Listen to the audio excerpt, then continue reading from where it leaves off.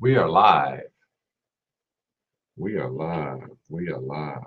We are live. We are live.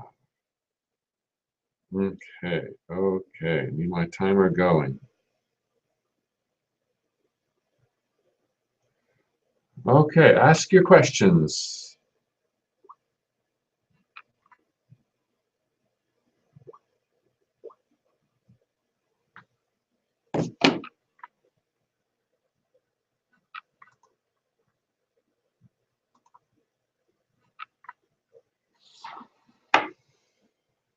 Is anybody there?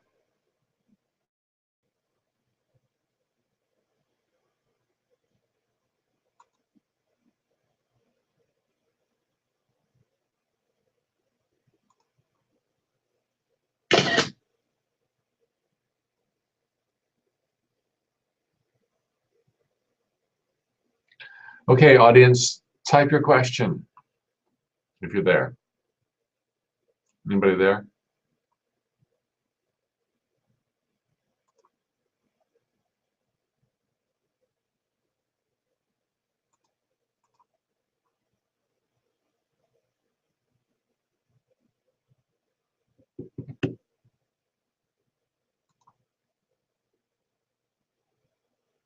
If you're watching, type a question.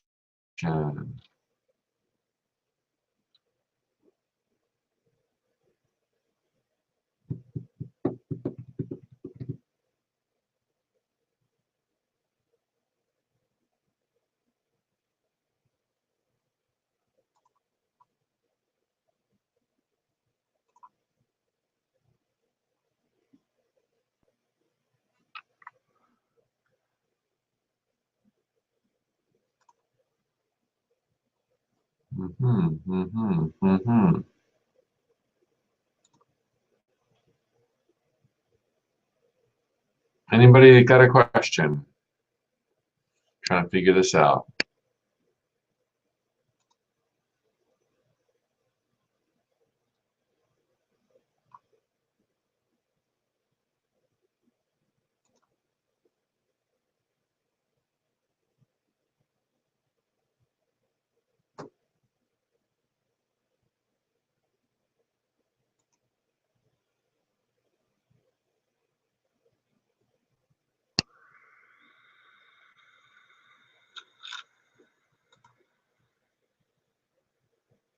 Anybody got a question? Type in your question. Anybody got a question? Anybody got a question? Type in your question.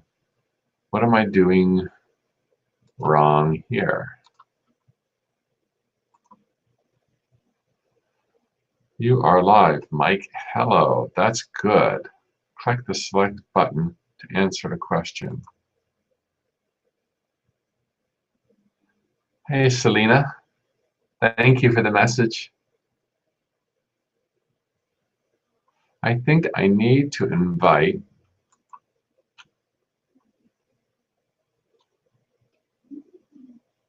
I think I need to invite more people somehow. I can use my Google Circles, which I've avoided.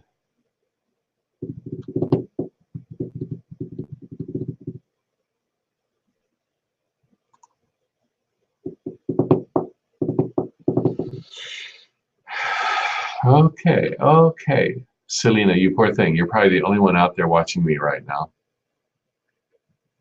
I'm trying to figure out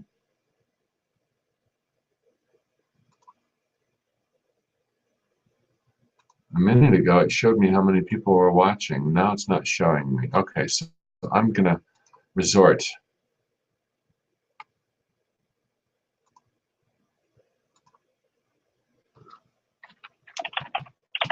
Anyone want to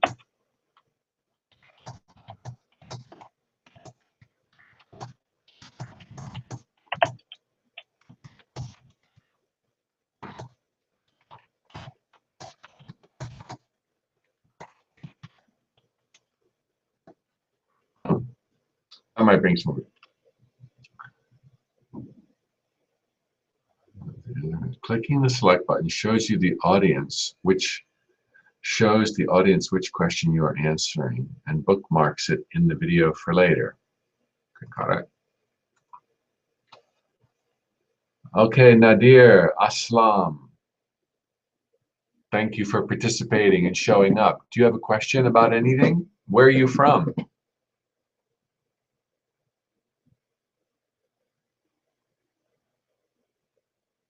Let's see here.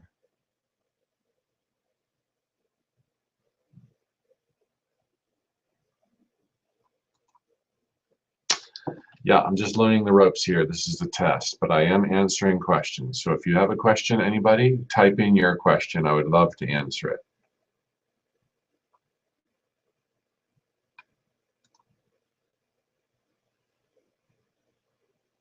Good. I'm glad it's working.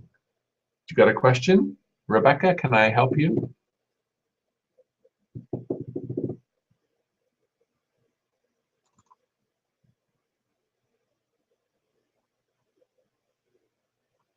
Can I help anybody? And thank you. Thank you for hanging in there. For those of you who are watching, don't know what you're watching, I'm answering questions and figuring out how this Google Hangout live on air works. I lost the window that shows me who's watching, how many people are watching. Yesterday we had a couple of dozen very quickly. So if you're watching and you have a question, please type it in your monitor beside me, which is probably to my one side or the other of this video, or under it, there's questions. I am from Germany. I have a question, but I need to find the words. Okay.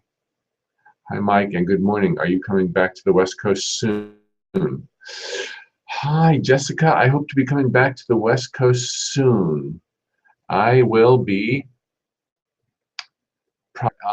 within the first few months of 2015, but not before then. No plans, at least, to show up before then. I hope you can come see me when I do visit. It'll probably be San Diego, Los Angeles, maybe Santa Barbara.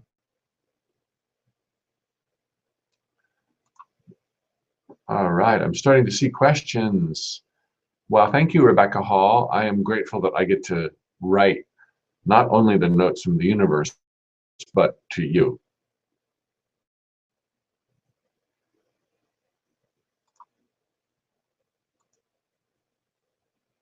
Okay, Nadir, when you find the words, I'm ready for you.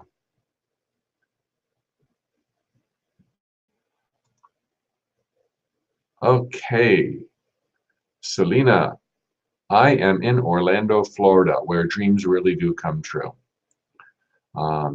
Near downtown, not too near Disney this moment, but I live near Disney. And you're from the Oregon coast, dreamy, romantic place. I wonder if it's cold there now. Bet it is. Not here. Okay, so Lisa has got an idea. Do you think the universe gets a big hit, like an orgasm, when it hears thank you? It says, oh, she noticed. Let's give her more because it feels so good. I hate to disappoint, but I don't think it works that way. That implies judgment. Every pulsing second of the universe is pure ecstasy in the way you mean. It doesn't need us to feel gratitude for it to feel euphoric. In fact, it's pressing out to us our heart's desires all the time. But when we feel gratitude, express gratitude for what we already have, or for what we wish we had as if we had it, we are then pulsing out. I've got it. I've got it. I'm grateful for it. I'm grateful for it. And if you already had it, more will be added. And if you don't yet have it, because you're putting out this pulse, this joy of gratitude as if you had it, things will be rearranged in your life to give it to you on the double, because that's the energy you're creating. So there's no judgment as inferred by your question. It's even better, quicker, faster.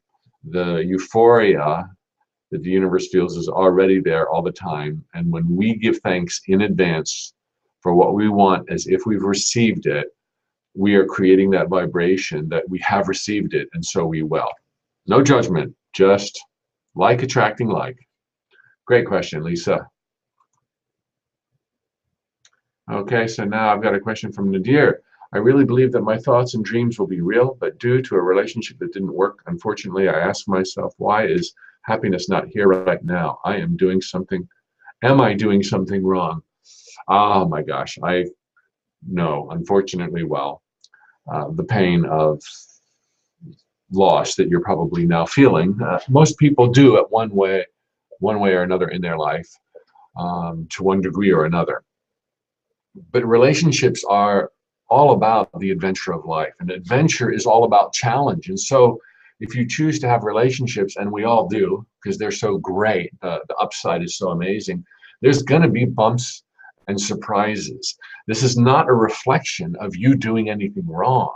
It's a reflection of you doing everything right and choosing boldly. What you want to do, though, is wire your understanding to such a degree that you understand that your happiness need not be contingent on someone else's approval. And while it must surely seem that this one person completes you in a way no one else can, there are others who can complete you in ways that even this former person can't. And I know that's impossible to see or feel if your heart is broken right now. But this is the nature of the adventure and the challenge that you chose for yourself, and you are big enough to get through it. Give it time. Nothing is going to make it easy overnight, but push yourself to get out more, to feel the truth of what I'm saying. Read some books, listen to some audio programs like you're doing right now. Reach out to some folks. Stay busy. You might even be wondering if you'll ever be happy again. I used to wonder that question. Truly, will I ever be happy again? My heart was so heavy. And it seemed impossible to imagine that I could ever get past the darkness I was in. But amazingly, I got past it. It took a long time, but I got past it. And I think, thank God, I didn't get stuck there with that person, because my life is so much better now than I could have even imagined back then. Everything is setting you up for better than you knew to ask for. Go, Nadir. Okay. Kay Crawford has a great question here. What do you think happens to couples after death? Do they unite eventually? What if a spouse dies and then a living spouse remarries? Which person do they get united with after death? You thought about this one. Is there a way to communicate with the dead? Wow, there's a few questions in that paragraph. What do I think happens to couples after death? Whatever they want to happen. But just like in life, you both have a vote, and the voting needs to be unanimous. So it's possible that someone could remarry and rather be with that spouse than you. But relationships, no doubt, are very different in the afterlife, because here, relationships are so much more about possession and ownership. It's either me or him or her. You've got to choose. It's one or the other. Whereas there, it's much more elastic, much more forgiving, much more allowing. No need to own someone else. Hey, be with me when you want to be with me. Go with him when you want to go with him.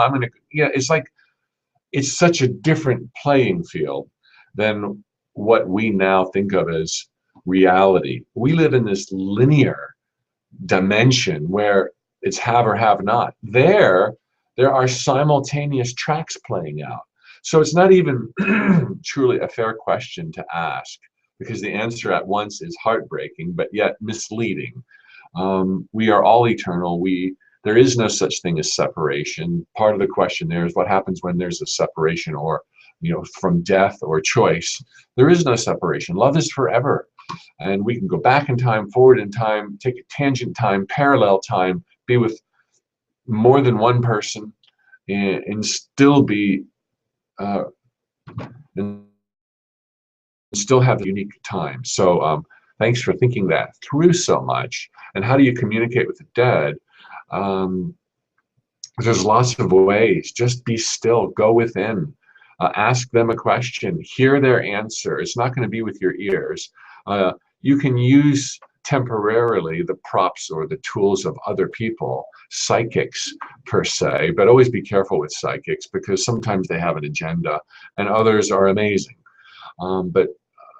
But it's a faculty that we can all develop. What's important now and what they would tell you now is to get to the here and now, your life, your choices, your consciousness today. Have a rocking, roaring good time. You're going to be with the dead, and you'll be there a lot longer than you're here. So make hay. The sun is still shining on you, and those great mysteries will all be unraveled quick enough on the other side. Mike, why are your seminars so expensive? Okay, let me choose. I am so glad you asked why my seminars are so expensive. It's obviously relative. There are people, my audiences, was this too much, not enough, or just right? As many people say, I didn't charge enough for the value imparted, there are people who say they were too expensive. And I get the question like, Mike, if you made this lower, more people who need your message would show up. Well, believe it or not, I have experimented with prices. I've lowered prices. I've been doing this for 12 years. And when I lowered the prices, more people did not show up.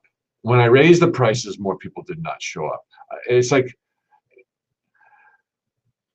when the student is ready, the teacher appears, and those who are resonating with me and have a sense they'll get something from the day, they show up. And $200 for a day, that's not a lot of money. It costs more than that to play golf on a lot of golf courses. It costs almost that much to spend your time riding amusements at Universal Studios or Disney World, yet I might impart a message or a thought or a vibe that will change your life forever.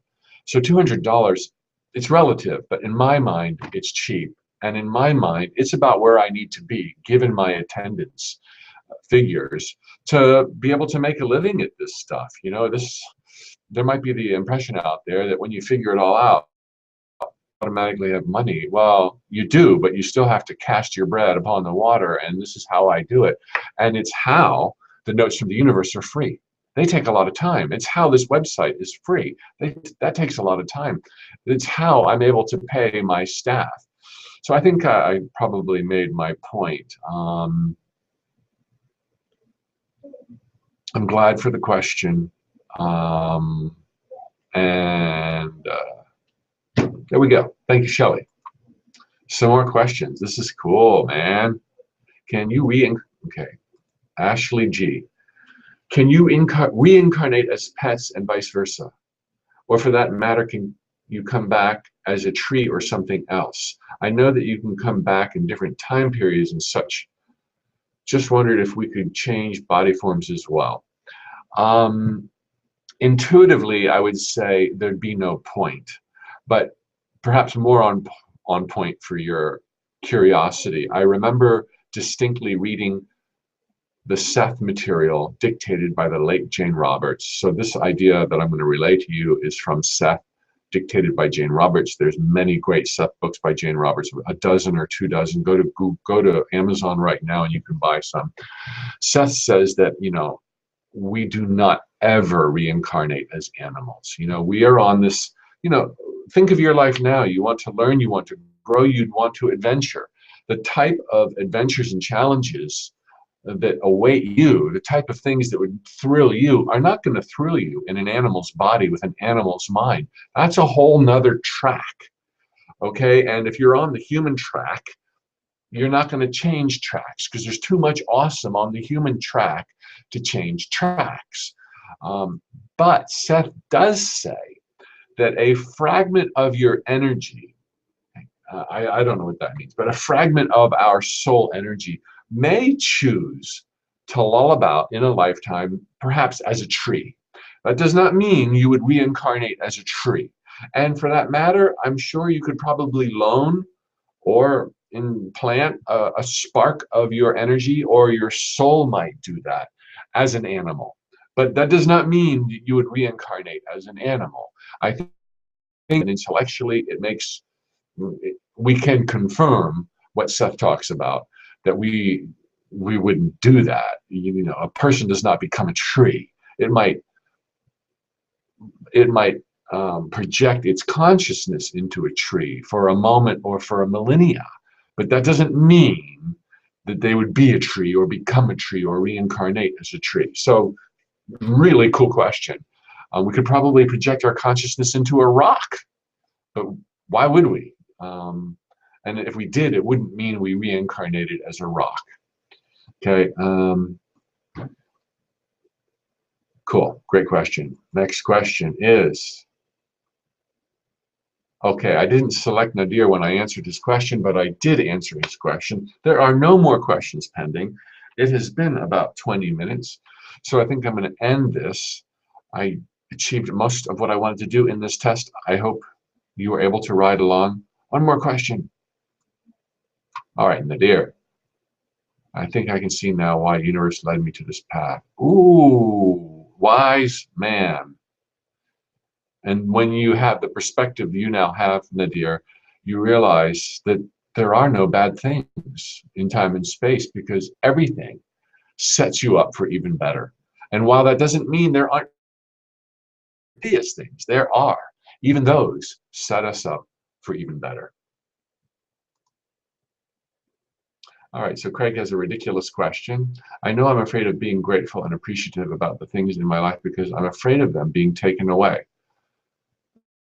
I understand, but there have been enough continuous examples over the last 30 years. I can totally get that. I don't think that's strange or unusual at all. I see a pattern in this type of question.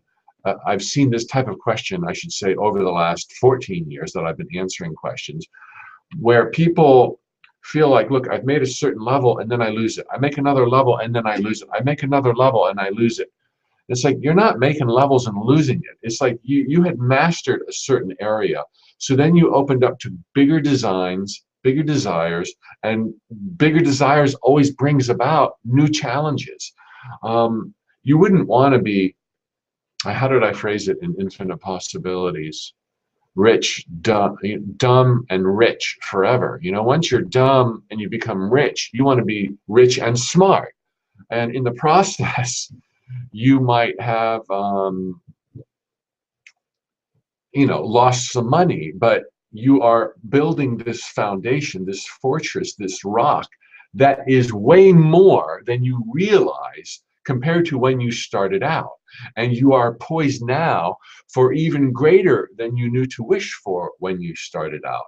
So while there are steps backwards, you're never going as far back as you once were, and nor would you ever want to go back as far as you once were and have the possessions you now desire with that mentality. Your mentality is, your vibration is better than it has ever been in the creation, since the creation of your essence, the beginning of time. So your tie-in here is, giving great gratitude for something or appreciating something that's now in your life, all of a sudden makes you feel how precious it is. If it somehow was removed from your life, it wouldn't be because you were grateful or appreciative of it. More perhaps because you coveted it to such a degree that the fear pushed it away from you. But one of the beauties of becoming greater and bolder and more for all of your adventures is you are now in a place to recreate quicker, better, faster than you ever created before. Haven't you ever lost a document on a computer because you didn't save it in time and it took you 3 days to do it and you're faced with having to recreate it? But lo and behold, when you recreate it, it takes like an hour or 3 instead of the original 3 days. And it's because you've been there, done that. And it's the same with all things, relationships, money. And this doesn't mean we all have to end up, or we all will end up losing what we've created. I'm just saying, fear not. Number one, you're probably not going to lose it because that's how strong you now are. But even if it did disappear from your vantage point, you're going to bring it back to you in an even better way than it existed once before, because of all that you've now become. So it's not like life gives and takes, gives and takes, gives and takes. The whole process is making you more and more and more, so that it's better and better and better. And you just keep on going. You're not limited, and there's not a finite number of anything, not love, happiness, or Bentley GT convertibles on the menu. Okay? Okay, so I'm going to stop real quick. Maybe one or two more, because this is so fun and easy. Thank you. Thank you, Sandy and Astrid. That name, boy, I bet you're from Norway or Scandinavia. Hi, Mike. Love the daily updates. They keep me going. Well, comments like that keep me going. Thank you, Astrid. Let's see here. Mike, I've been a Grateful Touch subscriber for 6 years. What gifts you have freely given me? I teach people to use Google Hangouts, and if I may offer some of my time. Oh, that is so cool. Selena, cool. Oh, I am reading these before I'm clicking them. Sorry. So you're offering to help. That is really cool. So let's somehow become friends. I'm going to add you to a circle. Oops, how do I do that? Or you can add to circle. Thank you, Selena, for offering to help me with Google Hangouts. I am in need. So we will follow up a little bit later on, okay? Thanks, Mike. I'll pulsate to that rhythm. All right, Lisa. Just a very, very big thank you. Oh, thank you, Sandy Catford, for the big thank you. And I thank you, Sandy. So how do I know if I'm feeling the emotion? Okay, so Ricardo, last question for the day. How do I know if I'm feeling the emotion? If you're even trying, then you're feeling it. How do you know if you're visualizing right? If you're even trying, you did it right. The point was made. The universe is so able to pounce on the least bit that we give it, that if you're just trying to feel the emotion of joy, of happiness, of whatever that you'd like to manifest in your life, you're doing it right. And I hope that answers your question. Thank you all very much for this fun, cool hangout. I'm getting the hang of it.